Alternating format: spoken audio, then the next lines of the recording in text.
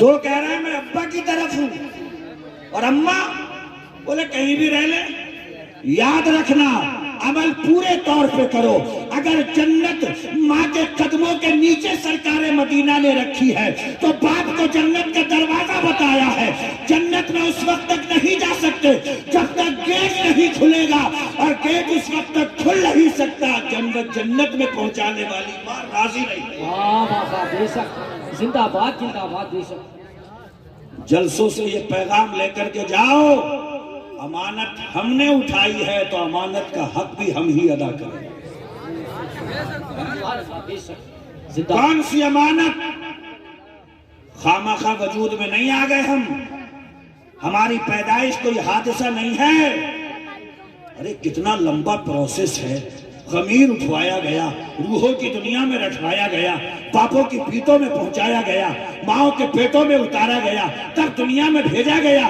اسی قرآن میں اللہ فرماتا ہے اَيَحْسَبُ الْإِنسَانُ أَن يُتْرَكَ سُدًى. انسان اس گھمنڈ میں ہے ہم اس کی ایسی چھٹی کر دیں گے.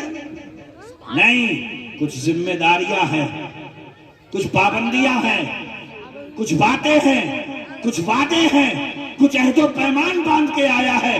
راستوں کا انہی راستوں کا مسافر بنے گا تو خوشخبریاں بھی ہے. اگر جنت کے راستے پہ چلے گا تو اس کے لیے انعام بھی ہے، اور اگر جہنم کا راستہ چنتا ہے تو اس کے لیے دردناک عذاب بھی ہے. میرے بھائیوں، امانت ہم نے اٹھائی ہے، پہاڑوں نے نہیں اٹھائی ہے، زمین نے نہیں اٹھائی ہے، آسمان نے نہیں اٹھائی ہے. اس امانت کا حق ہمیں ادا کرنا ہے. کیسے کرنا ہے؟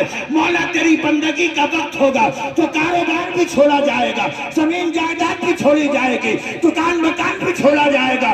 سر کو سجدے میں رکھ کے سب سے پہلے تجھے راضی کیا جائے. زندہ باد. بے شک، سبحان اللہ. جلسہ کس لیے ہو رہا ہے؟ قرآن میں ایک جگہ اللہ فرماتا ہے وَذَكِّرْ فَإِنَّ الذِّكْرَ تَنفَعُ الْمُؤْمِنِينَ. بار بار سمجھاؤ، اس لیے کہ ایمان والوں کو بار بار کا سمجھانا فائدہ پہنچاتا ہے. ایک محفل ہوئی، دوسری محفل ہوئی، ایک جلسہ ہوا، دوسرا جلسہ ہوا. ایک جلسے میں بات سمجھ میں نہیں آئی، دو جلسوں میں بات سمجھ میں نہیں آئی، بار بار جلسہ ہوگا تاکہ خدا کا پیغام پہنچ سکے، رسول اللہ کی سنت پہنچ سکے، قرآن کی آیت کا ترجمہ پہنچ سکے، حدیث مصطفیٰ کی ترجمانی ہو سکے. اس لیے کہ اصل سرمایہ اللہ و رسول کا فرمان ہے، قرآن ہے، حدیث ہے، بزرگوں کی زندگی ہے. یہ سینے سے لگی ہے تو یاد رکھنا دل منور ہے، اور اگر اسے چھوڑا تو دل منور نہیں، اندھیرا ہی اندھیرا ہے. لہد میں عشق رخ شہ کا داغ لے کے چلے، اندھیری رات سنی تھی چراغ لے کے چلے. چراغ کا انتظام کریے. سننے میں آیا کہ آپ کی مسجد کے خطیب و امام نے دستار بندی کا عنوان بھی اسی میں ایڈ کر دیا ہے. یہ بچے جو بیٹھے ہیں یہ معمولی نہیں ہیں، یہ تو ہماری غلط فہمی ہے، ہماری نادانی ہے کہ معمولی سمجھ لیتے ہیں. ہوتے ہوں گے کسی کالج میں فنکشن، ہوتے ہوں گے کسی اسکول میں فنکشن، مگر خدا کی قسم ان کا فنکشن تو میدان آخرت میں ہونا ہے، میدان محشر میں ہونا ہے. ایک ایسا جلسہ ہونے والا ہے، ایک ایسا فنکشن ہونے والا ہے، ایک ایسا سما بننے والا ہے. مصطفیٰ کی زبان سچی. آقا ارشاد فرماتے ہیں سنو، جس کا بچہ اس زمین پر حافظ قرآن بن گیا، قیامت کے دن مجمع میں اس کے باپ کے سر پہ تاج زرعی سجایا. زندہ باد.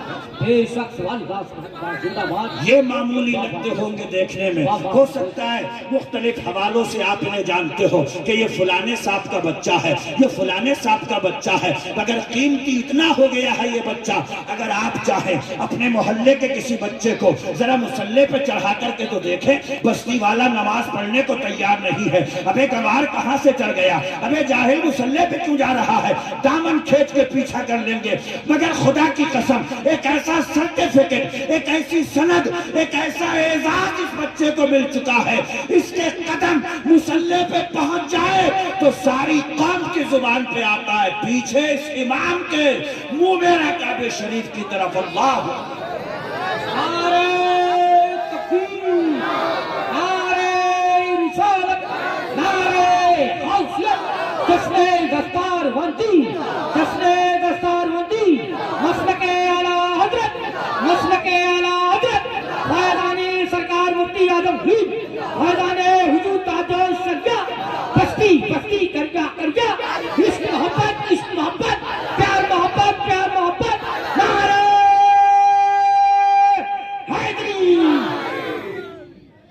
وجہ صرف اتنی ہے کہ ہم جب ہنگاموں میں لگے ہوتے ہیں یہ قرآن کو یاد کرنے میں لگے ہوتے ہیں۔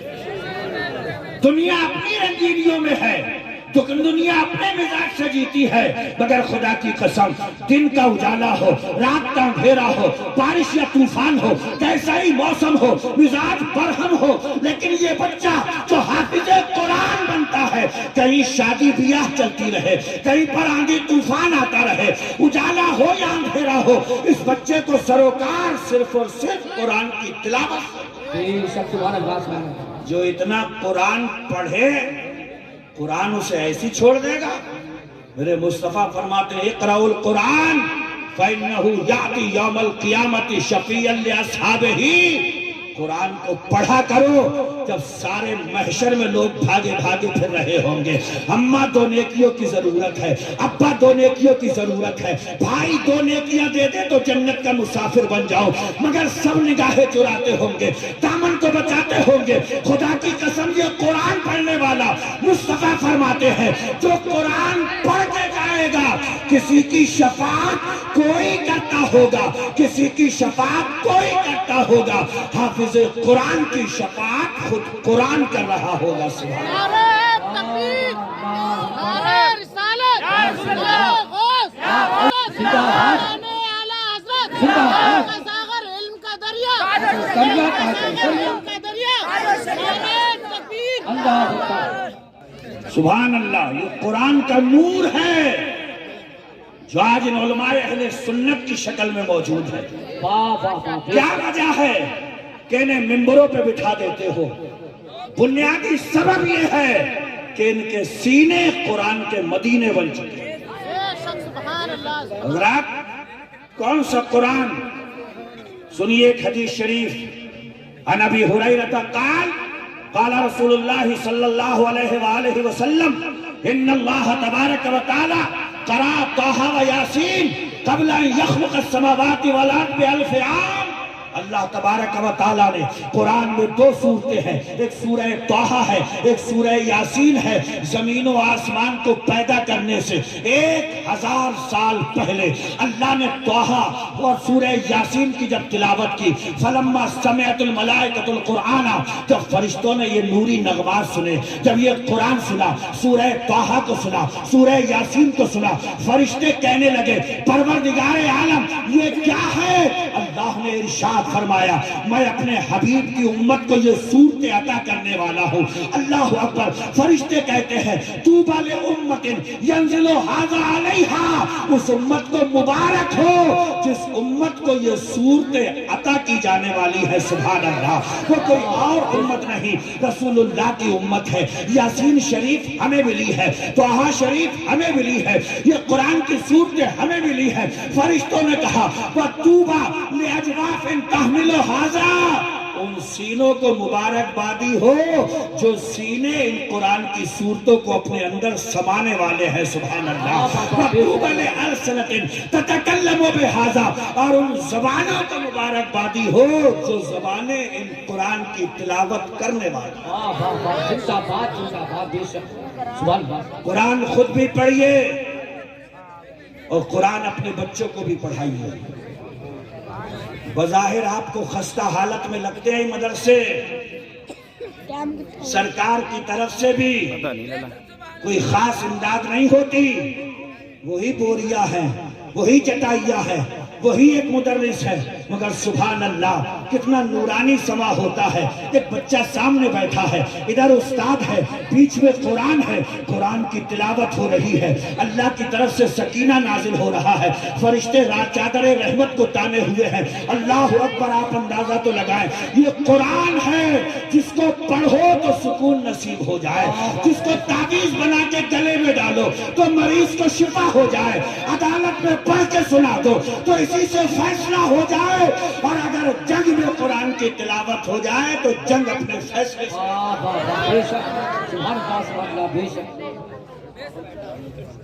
صرف تقریروں میں مت سنیے کہ قرآن پڑھو، میرے بھائی سیکھو بھی قرآن۔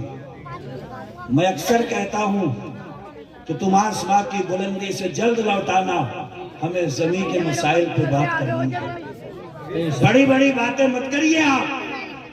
فلانا ملک فلانے ملک سے لڑ گیا, فلا جگہ کے حالات اچھے نہیں ہیں. نہیں, غور کیجئے, ابھی تو ہمارے ہی حالات اچھے نہیں ہیں.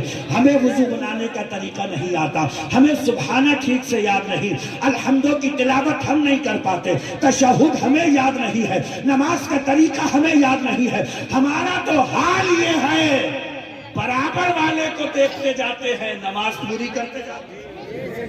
نعرہ تکبیر, نعرہ رسالت, نعرہ غوثیت, مسلک اعلیٰ حضرت شہنشاہ ترنم جناب سعید اختر صاحب جو گلپری, نعرہ تکبیر. خود پہ غور کریے اور کم سے کم اپنے آپ کو اتنا وقت ضرور دیجئے کہ خود کے اندر نکھار پیدا ہو جائے, خود جو ہے وہ اس قابل ہو جائیں. ایک بزرگ فرمایا کرتے تھے, بچا بچا کر کے کسی صورت سے اپنا ایمان تم قبر تک لے جاؤ, قبر سے جنت تک کی ڈگر پار کرانا سلطان مدینہ کا کام ہے. اپنا ایمان بس قبر تک بچا کر لے کے جائیے, جنت تک کی ڈگر مصطفیٰ پاپا بے شک زندہ باد, سبحان اللہ بے شک. ایمان کے لٹیرے چور بہکانے کے لیے 24 گھنٹے تیار ہیں میرے بھائی. قرآن پڑھو, اس لیے کہ حضرت علی فرماتے ہیں, انی سمعت رسول اللہ صلی اللہ علیہ وسلم انہا ستکون فتنہ. آقا بیٹھے ہیں, اچانک ایک مرتبہ مصطفیٰ فرماتے ہیں, ان قریب ایک بڑا فتنہ رونما ہونے والا ہے. اگر آج کے دور میں کسی کا پیر کہہ دے, بھئی سنو ایک فتنہ برپا ہونے والا ہے, تو ہو سکتا ہے مرید چپکے سے پوچھ لے, حضرت مجھے بتا دو میں بچ جاؤں گا, مگر قربان جاؤ فاتح خیبر پر, مشکل کشا پر, حضرت علی پر. اللہ اکبر کہتے ہیں, یا رسول اللہ مل مخرج منہا, یا رسول اللہ فتنہ برپا ہونے والا ہے, تو فتنے سے نکلنے کا راستہ کیا ہو؟ ہائے ہائے واہ واہ بے شک, سوال واسطہ. فتنے سے بچیں گے کیسے, فتنے سے نکلا کیسے جائے گا؟ آقا فرماتے ہیں, کتاب اللہ, اللہ کا قرآن پڑھتے رہنا, فتنے سے بچے رہو گے. سبحان اللہ. بے شک. یا رسول اللہ کیا ہے قرآن میں؟ فیہ نبأ ما قبلکم, قرآن میں وہ بھی ہے جو تم سے پہلے ہو چکا ہے. وخبر ما بعدکم, اور قرآن میں وہ بھی ہے جو تمہارے بعد ہوگا. وحکم ما بینکم, اور تم جس دور میں چل رہے ہو اس دور کی کہانی بھی قرآن میں لکھ دی گئی ہے. صحرا میں, جنگلوں میں, بیابان میں پڑھو, مینار گر پڑے ہیں تو میدان میں پڑھو. یہ بے خبر نجومی تمہیں کیا بتائیں گے کل ہونے والا کیا ہے. قرآن پڑھو, واہ واہ واہ بے شک, سبحان اللہ. تم سے پہلے جو ہوا وہ بھی قرآن میں, کون سی امت پہ کون سا عذاب آیا پڑھیے, کس وجہ سے آیا پڑھیے, اس لعنت سے دور رہیے, کامیاب ہو جاؤ. بے شک. بعد میں کیا ہونے والا ہے اسے بھی پڑھیے, اور نسلوں کو وصیت کر جائیے کہ قرآن میں جس چیز کو گناہ بتایا گیا, قرآن میں جس چیز کو ہلاکت کا سبب بتایا گیا, اس سے دور رہیے. وَحُکْمُ مَا بَيْنَكُمْ, اور تمہارے بیچ میں کبھی جھگڑا ہو جائے, فتنہ و فساد پھیل جائے, گھر میں کوئی بھی مسئلہ روپ پھاڑ لے, تو کہیں اور مت جانا, قرآن کے سامنے پیش کرنا. قرآن تمہارا دنیا کا مسئلہ بھی حل کر دے گا, آخرت کا مسئلہ بھی حل کر دے گا. بے شک, سبحان اللہ بے شک. حضور ارشاد فرماتے ہیں, هو الفصل لیس بالحزل, یہ قرآن فیصلہ کرنے والی کتاب ہے. بے شک, سبحان اللہ. لیس بالحزل, ہنسی مذاق نہیں ہے, ٹھٹا نہیں ہے. سنیے اگلا جملہ بڑا بھاری ہے. مصطفیٰ ارشاد فرماتے ہیں, من ترکہ من جبار قسمہ اللہ, جو قرآن کو تکبر کی وجہ سے چھوڑ دے گا اللہ اس کو پھاڑ کے رکھ دے گا. پتا نہیں کیا کرے گا اللہ اسے پھاڑ کے توڑ کے رکھ دے گا. قرآن کو تکبر کی وجہ سے چھوڑنے کا مطلب سمجھتے ہو؟ گاؤں کا اگر امام پہنچ جائے کہ بھئی کھانے کی کیا ضرورت ہے, پنچایت کی کیا ضرورت ہے, عدالت کی کیا ضرورت ہے, پولیس کی کیا ضرورت ہے, قرآن میں یہ مسئلہ بتایا گیا, اس پہ عمل کر لو. میں بتاؤں پھر تکبر کیسے دکھاتے ہو. ہم نہیں جانے شریعت کو, ملا جی کون سی باتیں کر رہے ہو؟ سنو مصطفیٰ فرماتے ہیں من ترکہ من جبار قسمہ اللہ، جو قرآن کو تکبر کے ساتھ اگر چھوڑے گا اللہ اسے توڑ دے۔ قرآن کو امام بناؤ، قرآن کو مقتدی بناؤ، قرآن کو رہنما بناؤ، قرآن کو سامنے رکھ کر کے زندگی اور شعرائے حیات کی پگڈنڈیوں کو طے کرو۔ قرآن پھسلنے نہیں دے گا، قرآن گلنے نہیں دے گا، قرآن گمراہ نہیں ہونے دے گا۔ جس کا امام قرآن ہوتا ہے سبحان اللہ اس کا ٹھکانہ جنت۔ بے شک زندہ باد سبحان اللہ۔ اگلا جملہ سنیے، وَمَنِ ابْتَغَى الْهُدَى فِي غَيْرِهِ أَضَلَّهُ اللَّهُ، مصطفیٰ فرماتے ہیں اور جو کامیابی، کامرانی، ہدایت قرآن سے ہٹ کر کے تلاش کرے گا اللہ اس کو گمراہ کر کے رکھ دے گا۔ کہاں کہاں کامیابی نہیں تلاشی ہے؟ قرآن کیا ہے اور زمانے کا مزاج کا یہی تو دو ٹکراؤ ہے۔ لوگ کہتے ہیں محبت میں مقابلہ نہیں ہوتا، اب یہی تو مقابلہ ہے۔ ایک طرف قرآن کی فریاد ہے، صاحب قرآن کی فریاد ہے، ایک طرف زمانے کی ڈیمانڈ ہے۔ زمانے کی ڈیمانڈ کو اپنے جوتے کی نوک پہ رکھ کر کے کہو یا رسول اللہ، جو جان مانگو گے جان دیں گے، جو مال مانگو گے مال دیں گے، مگر نہ ہرگز یہ ہم سے ہوگا نبی کا جاؤ چلا۔ آپ آتا زندہ باد اللہ۔ چھوٹ جائے اگر دولت کونین تو کیا غم، چھوٹے نہ مگر ہاتھ سے دامان محبت۔ بے شک زندہ باد۔ ارے کبھی کبھی دو پردھان آ جاتے نہیں آ جاتے، ہمیں ووٹ دیو، چکر میں پڑ جاتے ہو، لیکن آخری چھڑ میں آخری لمحے میں ڈیسائیڈ کر ہی لیتے ہو کہ ووٹ کسے دینا ہے۔ ادھر دنیا پکار رہی ہے، ادھر فیشن پکار رہا ہے، ادھر ممبئی کے گنڈے پکار رہے ہیں، آؤ ادھر کو۔ ادھر قرآن کی ایک آواز ہے، صاحب قرآن کی ایک آواز ہے، پیدا کرنے والے کا پیغام ہے۔ اس سب کو پیچھے چھوڑیے، قرآن کو امام بنائیے۔ قرآن نہ یہاں نہ مراد رہنے دے گا، نہ قبر میں بے چین رہنے دے گا۔ یہی قرآن شفاعت کر کے جنت کا پروانہ بھی آباد زندہ باد۔ بے شک واہ واہ واہ سبحان اللہ۔ مگر کہاں رکھا ہے قرآن؟ کہاں ہے قرآن؟ میں کہتا ہوں کہ قرآن کے اندر آیات شفا ہیں، پڑھ کر کے دم کر دو شفا ہو جاتی ہے۔ مگر اقبال نے بڑی مایوسی کے ساتھ میں کہا تھا از آیاتش تجھا ترا کار جزی نیز کہ از یاسین او آساب امیری۔ ہمیں قرآن سے سوائے اس کے کوئی مطلب نہیں رہ گیا کہ کوئی مرنے والا ہو یاسین پڑھو تو جلدی سے مر جائے۔ سبحان اللہ۔ بے شک قرآن مارنے کے لیے نہیں آیا، قرآن تو زندہ کرنے کے لیے آیا تھا۔ قرآن قبر میں پہنچانے کے لیے نہیں آیا، قرآن تو قبر میں اجالا کرنے کے لیے آیا تھا۔ قرآن مردہ بنانے کے لیے نہیں آیا، قرآن مردہ دلوں کو حرارت بخشنے کے لیے آیا۔ یہ بچے جو میں سمجھتا ہوں 40-45% بچے جو یہاں پہ بیٹھے ہوئے ہیں، ان سے پکڑ کر کے پوچھئے تمہیں الحمد شریف آتی ہے کہ نہیں آتی؟ انہیں گانے آتے ہوں گے، انہیں موبائلوں کے نام آتے ہوں گے، انہیں فلمی ہیروئنوں کے نام آتے ہوں گے، انہیں موویز کی سب ڈیٹیل اور تفصیل معلوم ہوگی، مگر انہیں سورہ فاتحہ یاد نہیں ہوگی، انہیں سبحانہ یاد نہیں ہوگی۔ یہ ہمارا مستقبل ہے، یہ ہمارا فیوچر ہے، یہ ہماری سنتان اور نسل کو آگے بڑھانے کی ذمہ دار ہے۔ یہ اگر آج قرآن سے نابلد رہ گیا تو یاد رکھیے گا فاتحہ کسے کہتے ہیں، درود کسے کہتے ہیں، ایصال ثواب کسے کہتے ہیں، قبر میں مردے کو ضرورت کیا ہے، کیا چاہیے اسے، یہ سب بھول کر کے رہ جائے گا۔ اس لیے پڑھاؤ انہیں، سمجھاؤ انہیں، بعد میں کچھ نہیں ہوگا۔ ابھی یہ بہت صحیح وقت ہے ان کو قرآن پڑھانے کا، بہت صحیح وقت ہے،